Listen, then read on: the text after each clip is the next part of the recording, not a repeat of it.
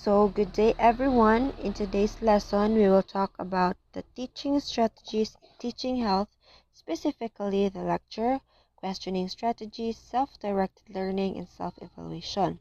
In this report, we will explore essential teaching strategies tailored to health education. Each strategy aims to deepen understanding, engage students actively, promote personal responsibility, and foster continuous improvement in health education. Teaching health is a critical subject in the education system as it equips students with the knowledge and skills needed to make informed decisions about their personal health and well-being. To effectively teach health, educators must employ a variety of teaching strategies that engage and empower students. Some of these strategies include lecture, questioning strategies, self-directed learning, and self-evaluation.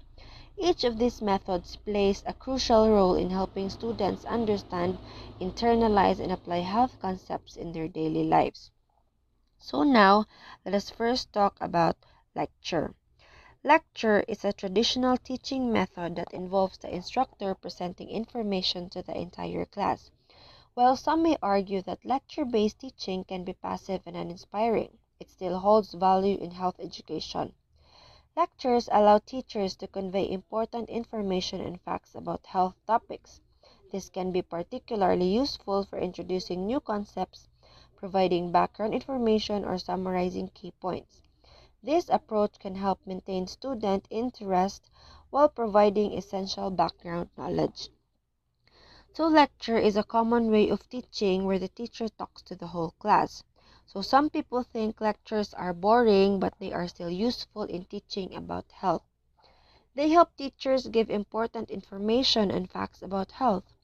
Teachers can make lectures more interesting by using real-life examples, case studies, and multimedia to engage students and make them think critically.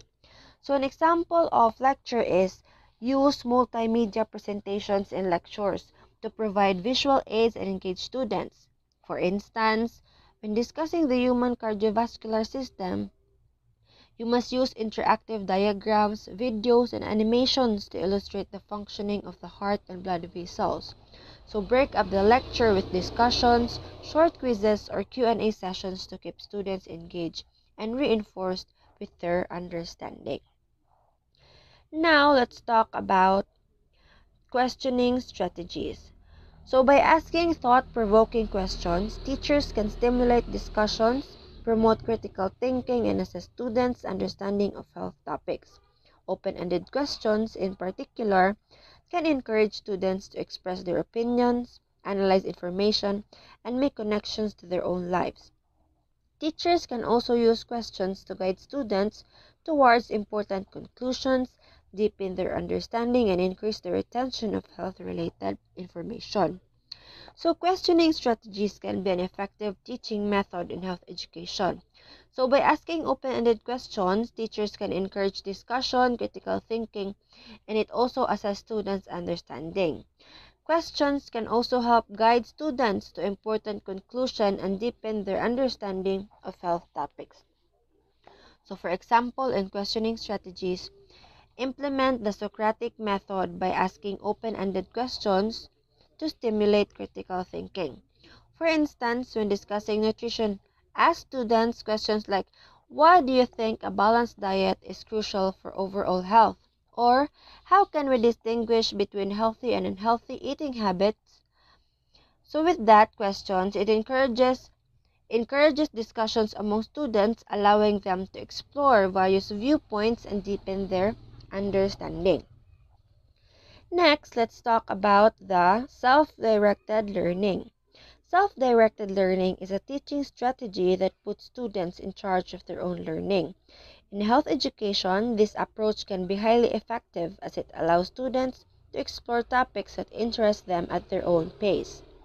With the abundance of resources available online, students can access a wide range of health-related materials such as articles, videos, and interactive websites to deepen their knowledge and understanding.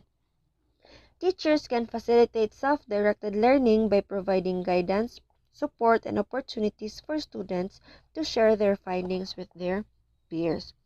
So self-directed learning, it is where students are in control of their own learning. So in terms of health education, students can explore topics they are interested in at their own speed and access a variety of materials online to deepen their understanding.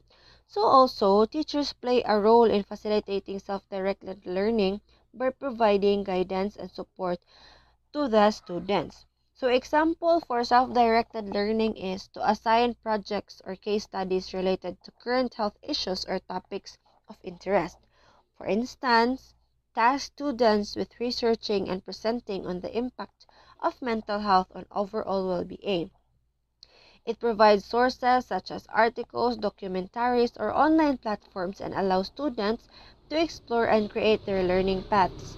Encourage them also to set goals, develop timelines, and self-assess their progress. So that is self-directed learning. And lastly, it is the self-evaluation. Self-evaluation encourages students to reflect on their own learning, to identify areas of improvement, and set goals for their own health education. By engaging in self-evaluation, students can take ownership of their learning, monitor their progress, and develop a sense of accountability for their health-related decisions.